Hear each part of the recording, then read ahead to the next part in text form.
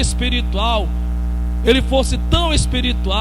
que ele não se preocupasse com o seu bem-estar financeiro, como se ele não tivesse nenhum tipo de ligação em relação a você ter uma vida financeiramente saudável. E talvez essa é uma das áreas que você não consegue ligar uma coisa com a outra.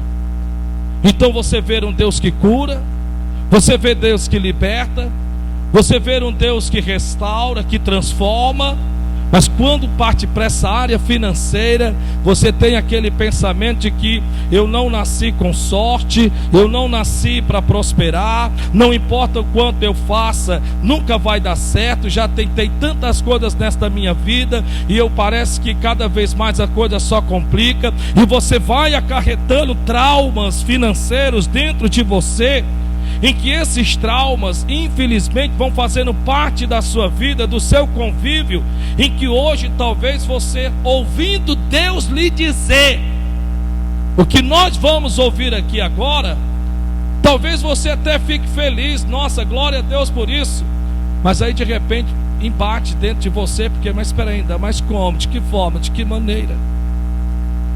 É interessante isso, né? A questão é que eu quero lhe dizer, e se você recebe, receba em nome de Jesus. Deus quer te ver financeiramente próspero. Vou repetir: Deus quer te ver financeiramente próspero. Deus quer te ver um corpo saudável. Deus te quer ver emocionalmente, espiritualmente, completamente, totalmente bem e liberto. Deus pode curar. Deus pode curar, Deus pode libertar e restaurar, Deus pode prosperar. E qual é as dificuldades nessas três áreas que podem impedir de Deus operar, de Deus curar e de Deus prosperar? Eu não creio,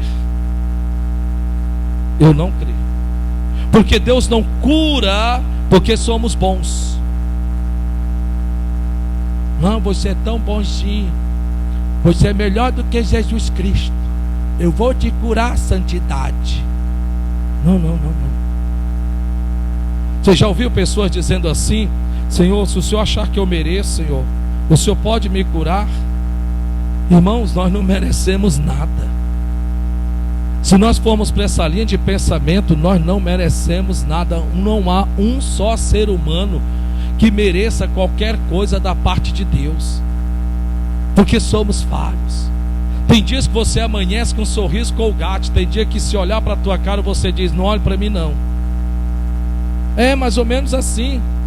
Tem dias que você amanhece, sabe, nossa, hoje eu vou orar, e você realmente ora. Tem dia que você nem sequer dá bom dia para Deus, você dá. Tem dias que se você pudesse, você comia toda a Bíblia. Tem dia que você nem olha para a capa. Quer dizer que se Deus estivesse alinhado ao que nós fazemos em relação a Ele, a pessoa dele, no sentido de merecimento, nossa, coitadinho de nós. Por isso que é pela fé. Diga para o seu irmão: é pela fé. É pela fé. É pela fé. A grande questão, e nós questionamos muito, por que o ímpio prospera enquanto que o cristão mendiga. Vou repetir, nós questionamos muito, como é que pode? O ímpio prospera, o ímpio é regalado, é transbordante no regaço. Nós até pensamos que o jardim do ímpio é mais verde do que o nosso. Como é que pode a coisa dessa? Pois é, a Bíblia explica. A Bíblia diz que eles são mais ousados do que os filhos da luz. É como que se eles se vissem mais merecedores do que nós mesmos, que somos filhos. Mas temos que nos lembrarmos que toda a riqueza desse mundo tem que correr para a mão de alguém, não para a mão de quem precisa. Escute isto: prosperidade não está ligada à precisão. O que foi que eu disse? De novo: prosperidade não está ligada ao quê? Você já viu um mendigo pedindo esmola na rua? Quem aqui já viu? Você acha que ele pede esmola por quê? Por quê? Então, se prosperidade estivesse ligada à precisão, com certeza esses aí iriam prosperar, e Deus iria prosperá-los. Prosperidade, na verdade, está ligado a você se achar-se merecedor daquilo que Deus deixou para você usufruir. Tem pessoas que elas não se acham merecedoras de terem uma vida a mais, e quando elas passam a ter uma vida a mais, elas começam a se desculpar. Você já viu pessoas que elas têm uma dificuldade de se ligar, de se conectar com a vida financeiramente próspera? Você já sentou-se ao lado de uma pessoa de uma mentalidade pobre, de uma mentalidade escassa? É impressionante que elas tentam sempre se justificar. Por exemplo, vamos dizer que você vai conversar com um parente, com um amigo, com quem quer lá que seja a pessoa qual for. E agora você vai dizer para essa pessoa que você tem agora um plano de saúde. Você tem a Unimed, ou a Apvida, ou a Mil, seja qual for. Pessoa de mentalidade pobre, ela vai tentar explicar porque tem. E ela vai dizer assim, sabe, fulano, ciclano, assim, ó, é porque assim, não é por vaidade não, sabe? É porque você sabe que a gente precisa, né? Você já viu pessoas assim? É impressionante, né? Como elas mesmas já estão se desculpando por elas então terem algo que elas têm o direito de ter. Olha, é porque assim, né? Eu queria comprar um carro, mas não é por vaidade não, sabe? É porque vai me ajudar muito a ir para o trabalho. Você já viu pessoas assim? Elas só faltam pedir desculpa. Elas só faltam pedir desculpa do porquê que elas irão, ou possuirão, ou terão, ou têm um carro.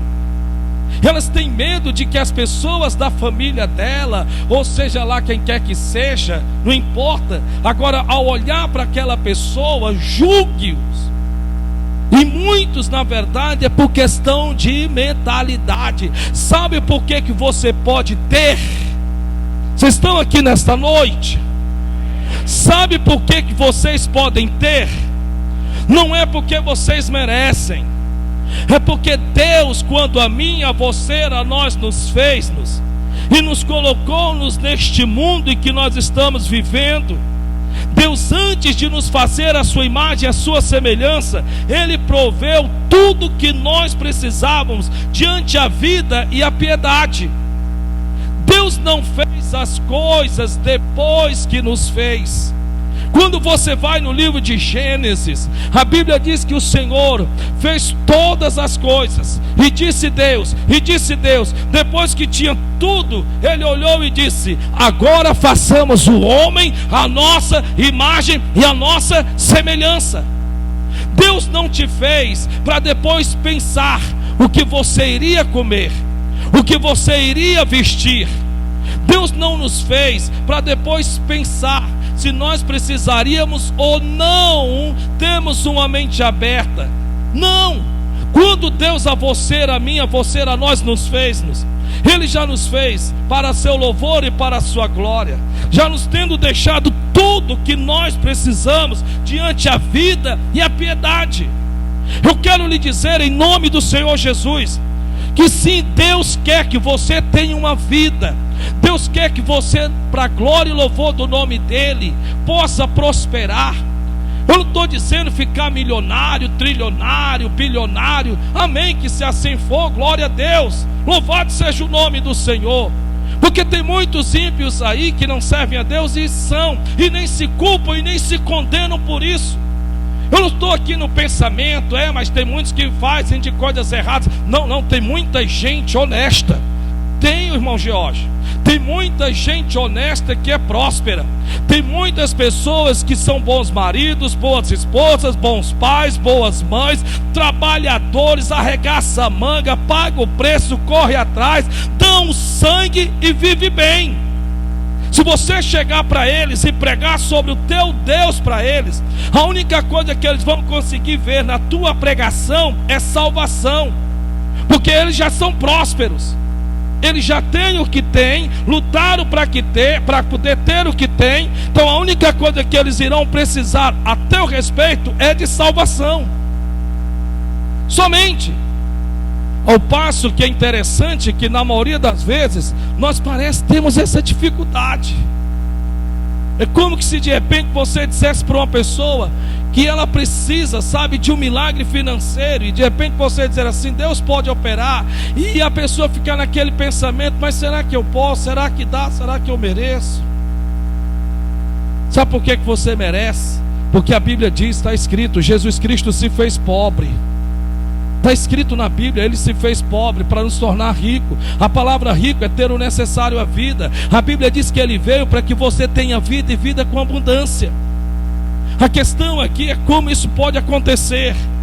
Como é que, pastor, na situação em que eu estou, no momento em que eu estou passando, com a condição do país que nós estamos enfrentando, com a cidade em que eu resido, no lugar em que eu trabalho, como é que isso pode acontecer? Bem, como é que isso pode acontecer? Olha o que está escrito no versículo de número 2. Versículo de número 2 diz assim: como é que isso pode acontecer? Dá para você ler até a primeira vírgula? Vamos lá, toda a igreja? 1, 2, 3 e já! Olhe para o irmão que está do seu lado e diga: Ele irá diante de ti. Diga: Ele irá diante de mim. Como é que isso pode acontecer? Ele tomando a tua frente. Confia no Senhor, diz a Bíblia, e Ele estabelecerá, diz o Senhor.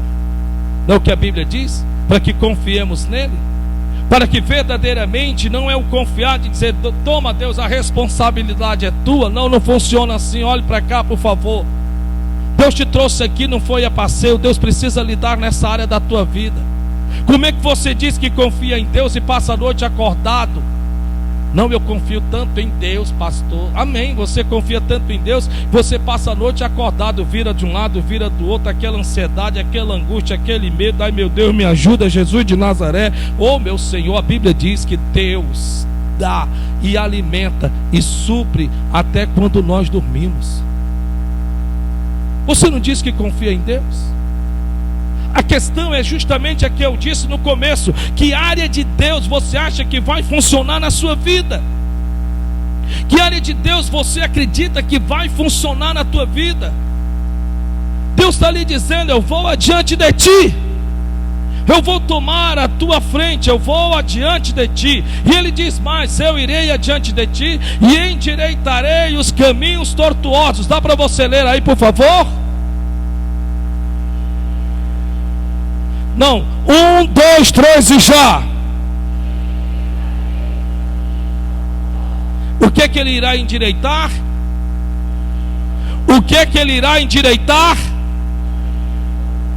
Em outras palavras, Ele vai endireitar os acertos que nós, para a glória e louvor do seu santo nome, fizemos. Amém? Não. O que é que Ele vai endireitar? As besteiras que nós fizemos, os teus caminhos tortuosos. Preste bem atenção. Nunca foi Deus que te colocou nessa condição financeira que você está. Nunca foi Deus. Não está nos projetos de Deus te ver pedindo emprestado. Não está nos planos de Deus você trabalhar o mês inteiro e não ver resultado do suor do seu rosto. Eu lhe garanto, não está nos planos de Deus você todos os meses gastar mais com remédios do que você gastaria em um restaurante para você e para sua família. Nunca esteve nos planos de Deus isto. Não está nos planos de Deus você hoje olhar para as faturas que você diz: nossa, como é que eu vou conseguir pagar esse negócio, meu Deus do céu? Nunca esteve nos planos de Deus isto. Deus nunca jamais planejou, de hipótese e constância alguma. Nós é que deliberadamente utilizamos o nosso livre-arbítrio, mas utilizamos para o mal e não para o bem. Não estudamos, não procuramos perguntar. Nunca esteve nos planos de Deus, em hipótese alguma. Nunca. Nós é que infelizmente cometemos tanta atrocidade, tantos erros financeiros, que nós acabamos sem perceber, criamos para nós mesmos os nossos próprios problemas financeiros. Se nós queremos prosperar, se nós queremos prosperarmos em Deus, primeiro nós temos que aprendermos o que não podemos fazer para não prosperar. Não adianta eu lhe dar aqui, vamos lá gente, uma lista, o que você precisa fazer para prosperar, amém, tudo bem, você aprende essa área, glória a Deus por isso, você vai lá e prospera, e depois você chega para mim e diz, pastor, eu prosperei, mas olha, tudo caiu de água abaixo, porque o Senhor não ensinou o que eu não deveria fazer. Você sabia que tem pessoas que elas têm a compulsividade de compra? Olhe para cá, por gentileza. Você sabia que tem pessoas que elas compram até o que elas não precisam e compram além do que elas precisam?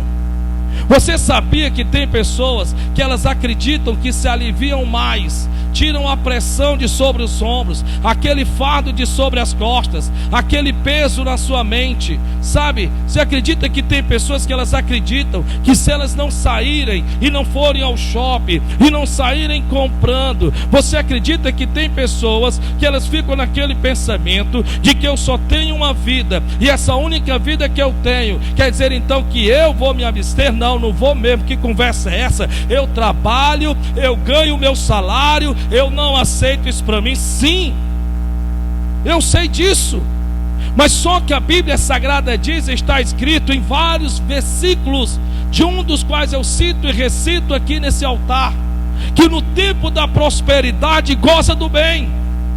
Se você está podendo comprar, compra. Se você está podendo investir, investe. Se você está podendo, estou podendo, corre atrás, arregaça a manga, parte para cima. No tempo da prosperidade, corre para cima. Mas a Bíblia diz que no tempo da necessidade, considera-o. A Bíblia Sagrada diz que o tolo esgota todo o seu azeite e logo lhe sobrevém a pobreza. Está na Bíblia Sagrada.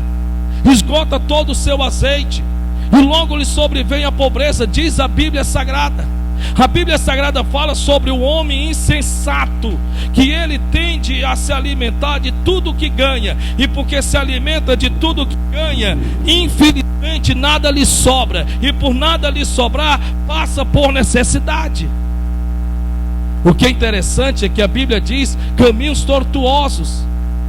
Sim, pastor, mas eu podia ter vindo no outro culto, mas vim logo nesse culto, misericórdia, ou culto deprimido. Não é deprimido não, é a verdade. Deus quer te prosperar. Deus quer te prosperar. Mas para Deus prosperar você, você tem que conquistar de Deus a confiança. Se Deus te der hoje, nesse exato momento, vamos lá, se Deus começar a te prosperar agora, amém, começou a te prosperar, Deus pode confiar em você? Deus pode confiar que você não vai passar a mão pelos pés? Deus pode confiar que você não vai sair rasgando, tocando fogo? Se Deus a partir de hoje, pronto, Deus vai lá, te abençoa, te prospera, e de repente você agora vai e consegue pagar todas as suas faturas de cartão de crédito, será que depois de pago, você com um ano depois, você não vai estar enfincado tudo de novo? Você sabe o que é interessante? Eu vou dizer algo que eu já cansei de dizer aqui, e torno a dizer de novo, porque se Deus está insistindo para que eu fale, é porque tem pessoas que estão insistindo no mesmo erro. E pode ser repetitivo, mas eu uso as palavras de Paulo, porque não me canso de vos falar as mesmas coisas, diz o apóstolo Paulo. A questão é que parece que nós não entendemos que até as coisas ruins cooperam. E de alguma forma, se nós formos sábios de verdade e não tolos, nós aprendemos com aquilo. Nós nos corrigimos muito mais com o que nós sofremos do que com o que outras pessoas passam. Porque quando outros passam, nós nunca acreditamos que podemos passarmos também. Então simplesmente passamos as mãos pelos pés e agora estamos na mesma condição. E essa é a grande realidade. A questão, você sabe qual era? Deus pode confiar a você um montante? Você saberá exatamente o que fazer? Deus pode verdadeiramente te promover lá no trabalho? Não é o que você tanto anseia, deseja, almeja e quer? Nossa, pastor, eu queria ser promovido, porque ao ser promovido, não é nem por conta só do cargo, da posição, é por conta do salário, né, pastor? Eu irei passar a ganhar mais, pastor. Amém, Deus quer que você realmente cresça, porque Deus te fez para ser cabeça e não ser cauda. Mas você está preparado para isto? Você está realmente preparado para as perseguições que você vai sofrer? Será que isso não vai encadear em você uma ansiedade, uma depressão? Você realmente está preparado verdadeiramente para os obstáculos que virão? Porque a partir do momento que você deixar de ser plateia, a partir do momento que você deixar de ser só um funcionário comum, e agora você sair da plateia e você vir agora para o palco, você não será como os demais, você será visto, perseguido. Será que você está preparado para isso? Será que você tem peito para isso? Será que você tem suporte para isso? Será que você realmente vai conseguir ordenar aqueles que outrora estavam envolvidos na mesma área que você estava, na mesma posição em que você estava? Será que você vai dizer para eles assim: ei, me perdoe, olha, nós somos amigos, tudo bem, eu sei, mas eu estou ocupando agora um cargo de responsabilidade, em nada sou melhor que vocês, mas eu quero lhe dizer que ali, dá para fazer melhor, não dá para fazer? Não mandando, porque o patrão manda, o líder lidera. O que é interessante é, você está preparado para isso? Você está pronto para quando de repente você subiu de cargo e agora você já calculou: opa, tá.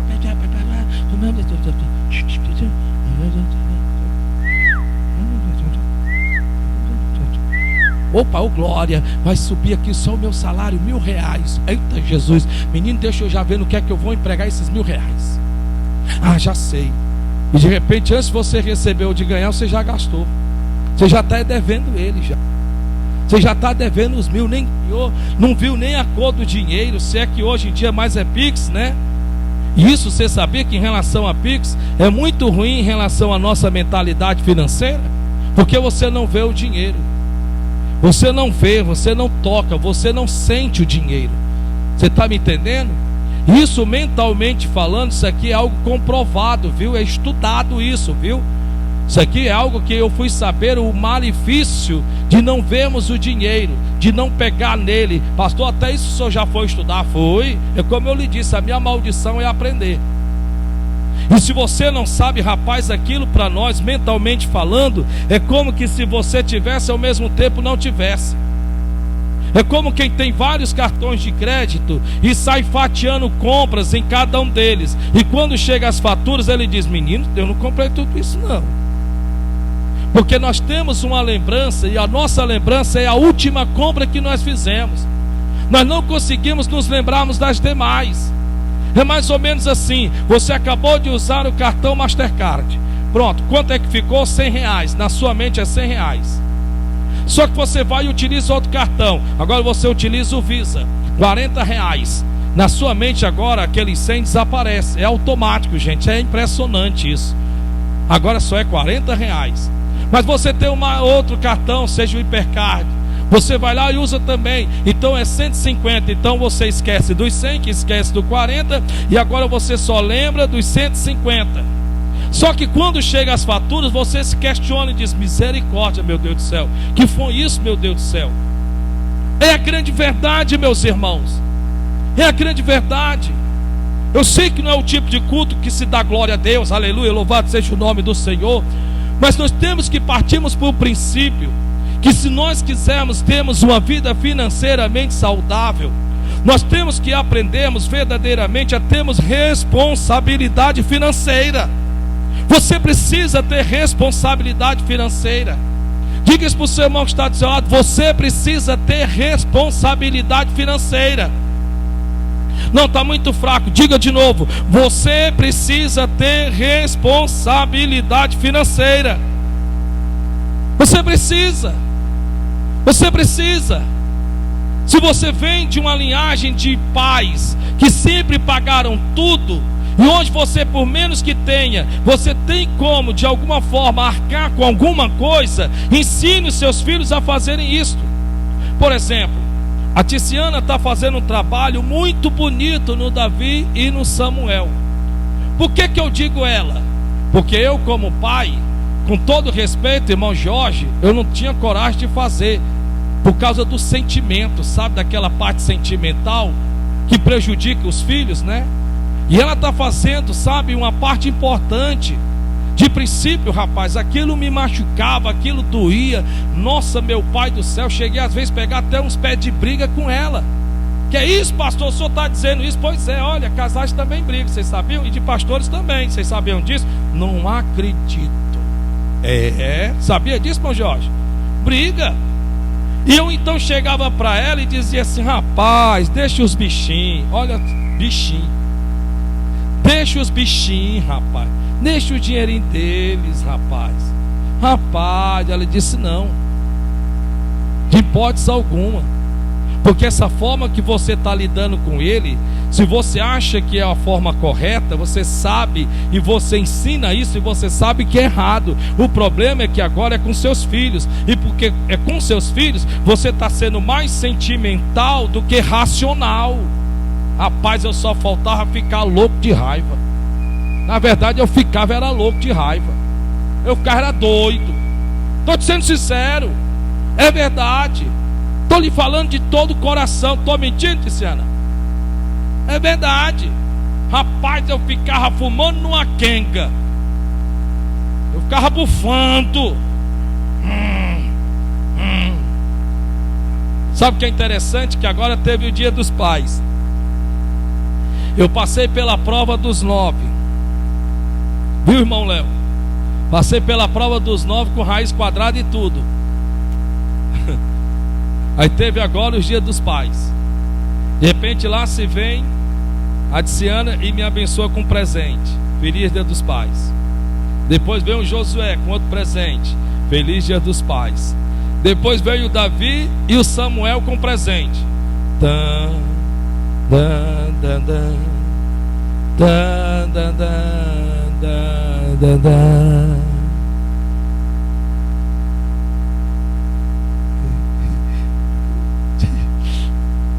Feliz Dia dos Pais. Pastores estavam emocionados? Não. Porque tinha saído deles aquele presente. Tinha saído deles. Porque antes era mais ou menos assim. Antes se dava-se o presente, mas o que é que eu fazia? Eu calçava, eu mesmo me presenteava, eu mesmo me dava presente. Oh, muito obrigado, fico muito feliz e tal, aquele negócio todo. Só que agora não. Agora estava saindo deles. Agora, sabe, era eles que estavam tirando do que é deles. E eles então agora estavam sentindo na pele quanto custa, que não é de graça. Sabe, eles estavam sentindo na pele pela primeira vez quanto é que na verdade custa uma blusa, uma calça, um sapato, ou que seja lá o que eles possam ter me abençoado. Você está me entendendo o que eu estou lhe dizendo? É como, por exemplo, nós criamos na mentalidade dos nossos filhos que nós papais temos que pagarmos tudo, até quando eles já começam a ter condição. Errado, é erro, é errado. Claro que você não vai pôr um fardo pesado sobre os seus ombros, não precisa eu nem dizer isto. Mas nós, infelizmente, acostumamos muito mal os nossos filhos. E quando eles estão adultos, você sabe aonde é que eles vão querer morar? Sabe aonde é que eles vão querer ficar? Sabe, na verdade, quem depois eles podem responsabilizarem da vida deles não prosperarem? Vocês sabem dizer quem? Talvez você me conte a história aqui, filhinho. Talvez você seja jovem. Talvez você me conte a história de como eram seus pais. Talvez você me conte: pastor, eu quero falar para o senhor como é que meus pais eram. De princípio eu achava eles ruins. De princípio eu disse: como é que pode? Eu via outros filhos tratados diferentes, mas meu pai não. Meu pai sempre quis impor responsabilidade, aquele negócio todo. Eu tenho certeza que quem está me ouvindo aqui não está ouvindo só por ouvir, mas Deus te trouxe aqui para falar contigo sobre essa área. Eu não conheço esse meu irmão aqui, mas eu tenho certeza que se eu lhe perguntar: amigo, como é que era em relação aos seus pais? Eu tenho certeza que os seus pais impõem responsabilidade. Eu tenho mais ou menos ideia de que se é dos pais dos meus tempos, hoje não. Hoje a gente quer levar o fardo sozinho, o peso sozinho. Depois reclamamos, depois achamos ruim, ficamos chateados e temos vergonha e medo de falar. E o grande mal que nós cometemos é justamente esse. Você sabe o que é? É que na verdade nós simplesmente queremos, trazemos e tratamos os nossos filhos. Sim, e nós queremos que eles estudem. Sim, nós sabemos que o estudo é um meio, uma forma, uma maneira, se formar, prestar concurso, ter uma estabilidade financeira. Sim, todos nós queremos isso para os nossos filhos. Mas se nós não começarmos a ensiná-los a como lidar com dinheiro, não importa, eles podem ser o que quer que sejam, eles podem ganhar o que quer que ganhem, mas sempre vão estar continuando precisando dos papais. Sempre. Sempre. Talvez tem gente aqui que os pais, que ao muitos era carrasco, na verdade fizeram de você o que você é hoje. Você aprendeu a arregaçar a manga, você aprendeu a correr atrás. Talvez você diga assim: pastor, no tempo dos meus pais, eu cuidava de todos os meus irmãos. Enquanto os meus irmãos iam brincar, eu tinha que estudar e cuidar deles. Olha no que você se tornou. Olha no que você se tornou. Você se tornou-se uma pessoa responsável. Você se tornou-se uma pessoa autorresponsável. Porque tem a pessoa que é responsável e a pessoa que é autorresponsável. A pessoa que é responsável é aquela pessoa que é responsável com outras pessoas. Mas uma pessoa autorresponsável, a responsabilidade começa nelas mesmas, começa nelas próprias. E muitas vezes nós, na verdade, passamos a mão por cima. Sim, você deve ajudar seus filhos, mas não em tudo. Se a sua filha foi lá e comprou e contraiu a dívida, não estou dizendo que você largue, abandone, jogue, saia de perto. Eu estou ensinando isso aqui? Estou ensinando isso aqui? Não, mas ela tem que saber o peso de quanto aquilo custa. Não é você chegar lá, botar a mão no bolso, pagar e pronto, acabou. Não funciona assim não. Não é desse jeito não, não é dessa maneira não. Sabe por quê? Porque senão, irmão Léo, vai começar o pé de guerra dentro de casa. O marido vai chegar para a mãe e vai dizer: a culpa é sua, mima muito demais. Que lá no caso é eu. Que a Tiziana disse: rapaz, tu tem que mudar nisso, que tu mima muito. Aí são homens, são rapazes, rapaz, tu mima demais. E isso, para entrar na minha mente nesse percurso de que nós nos casamos para cá, se eu disser mandar uma que é fácil, não é fácil. Não é fácil. Vocês estão me ouvindo? Eu estou dando um exemplo, um modelo real. Não é fácil. E aí acaba que o casal briga, começa a discussão, começa os desaforos. Por que briga?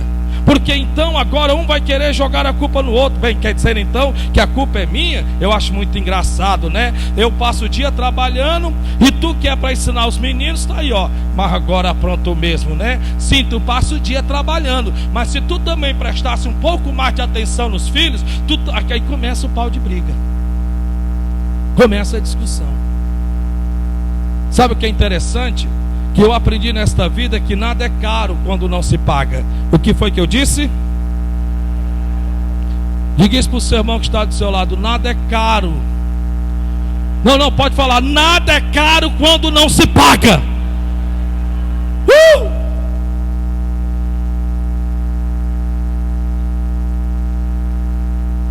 É muito bom, rapaz. Sabe, você dorme no ar-condicionado, não é você que paga. Você não sabe quanto é o peso de você tirar do seu salário. É muito bom. Você passa e vai deixando todas as luzes acesas. E quando vê um que está apagado, opa, espera ainda, essa luz não pode estar apagada. Aí você vai lá e acende e deixa acesa, para o besta apagar. Estou errado, minha irmã? É porque o meu jeito de Deus me usar é assim, sabe? Porque nada é caro quando não se paga. Nada é caro quando não sai do seu bolso. Estou errado, irmão Michel? Nada é caro. Nada é caro.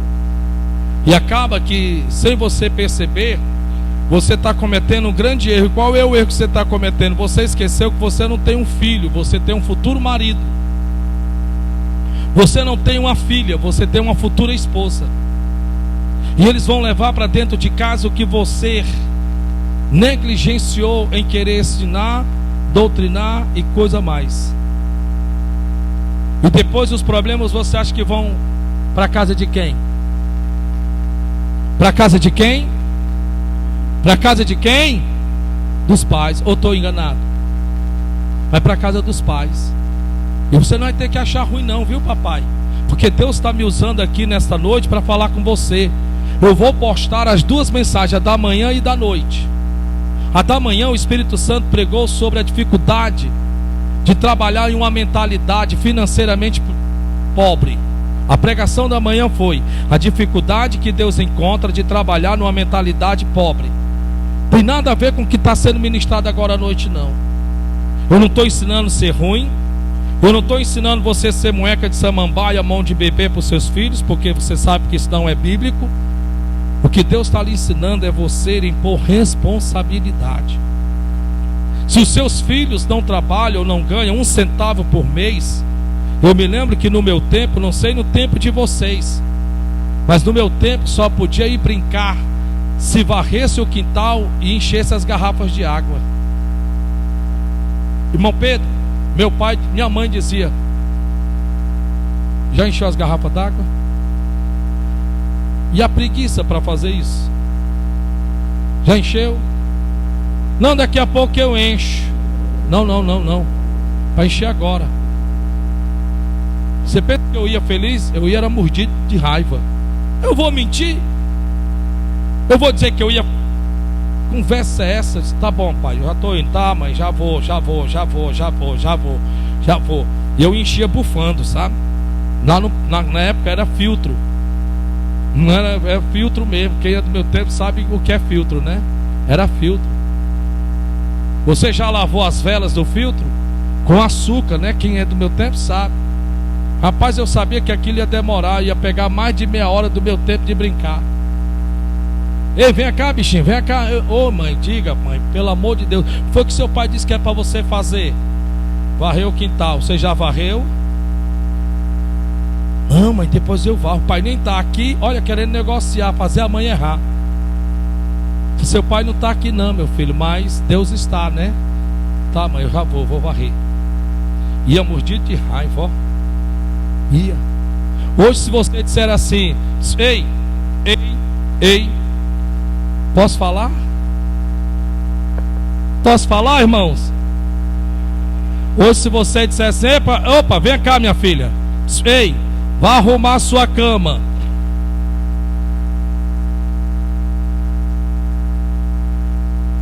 Na verdade nem fala porque tem medo, né? E você já vai por trás e já arruma já. Escapei que a minha filha não vai me bater. Obrigado, Senhor.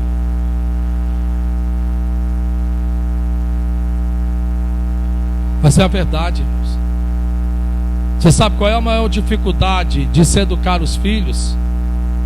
É quando os pais não se unem para um só objetivo. A maior dificuldade de se educar os filhos é quando os pais não se unem, mas discutem para educar os filhos. Essa é a maior dificuldade. Essa é a maior dificuldade. Eu estou lhe falando pelo Espírito Santo de Deus. Você que um dia for ter seus filhos, ou você que tem seus filhos, sente com sua esposa. Se você parar para ver, a maior das brigas hoje em dia atual dos pais é em relação aos filhos. É uns culpando o outro em relação à educação dos filhos, quando eles poderiam se unir e ver o que é melhor para os seus filhos. Ensina os teus filhos no caminho que devem andar, e após velhos não se desviarão deles. Sim, após velhos não se desviarão deles. É o que a Bíblia diz. A Bíblia diz que Deus não te deu filhos para vergonha. Deus não te deu filhos para vergonha. A Bíblia Sagrada diz que a paz de teus filhos será abundante. Assim diz o Senhor. E todos os teus filhos serão discípulos do Senhor. Também está escrito na Bíblia Sagrada. Ensine seus filhos, corrija seus filhos, discipline seus filhos. Não é ser mau, não é ser carrasco, não é ser perverso, não é ser cruel. Financeiramente se administre. Se administre financeiramente. Se você não pode andar com 5 cartões de crédito, ande com 1. Evite ter qualquer que seja o limite 5 vezes mais do que o seu salário. Porque se o inimigo percebe que você passa a mão pelos pés, ele vira e volta, vai criar situações em que você mesmo vai adentrar dentro de uma dívida, em que você mesmo vai se sufocar. Procure verdadeiramente, em nome do Senhor Jesus, entender o que eu sempre digo nesse ministério, nesta igreja: Deus perdoa pecados, mas dinheiro não perdoa erros. Nunca fique imaginando que você tem muito, porque em uma vira e volta da vida, pode ser que você perceba que não tem nada. Veja verdadeiramente no seu coração, quando Deus verdadeiramente está falando com alguém aqui nesta noite. Projete a sua vida. Projete a sua vida. Não gaste tudo que você ganha, porque a Bíblia diz e o chama de tolos que tais coisas fazem. Procure sempre ter alguma coisa guardada. O pouco que você tiver é bom, porque a Bíblia Sagrada diz, está escrito, que a cidade forte é a segurança do homem rico, mas uma casa pobre é a sua desgraça. Está na Bíblia. O próprio Deus fala disso.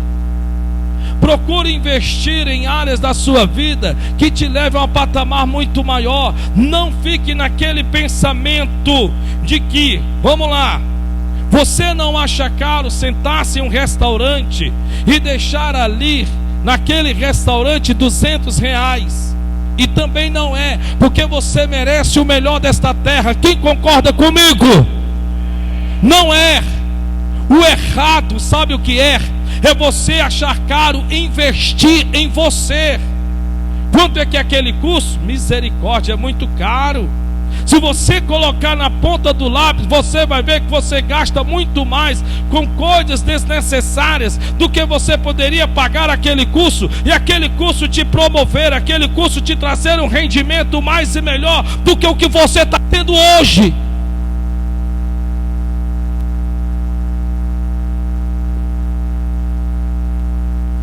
Olhe para o irmão que está do seu lado e diga: mas só quem tem coragem? Quem tem coragem aqui? Amém. Quem tem coragem aqui? Olhe para o irmão que está do seu lado e faça assim: oi, bichinho. Oi.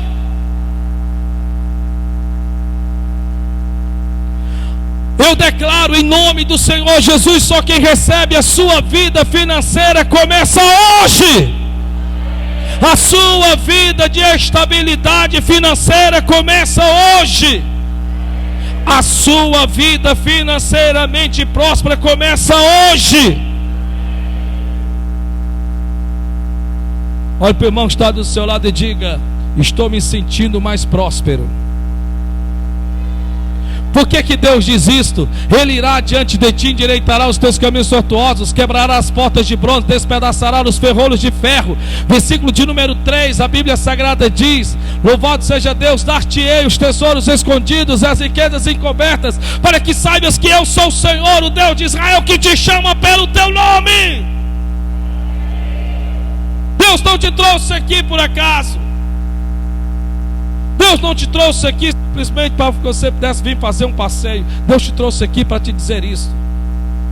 Você tem uma das coisas que o diabo mais odeia, é que você escute o que você não quer ouvir, mas você precisa escutar. Que Deus tenha falado com você nessa noite em nome de Jesus. Que Deus possa ter lhe dado, sabe, aquela sacudida santa na sua vida em nome de Jesus. E quantos creem, digam glória a Deus. E aplauda o Senhor bem forte. Que Deus abençoe em nome de Jesus.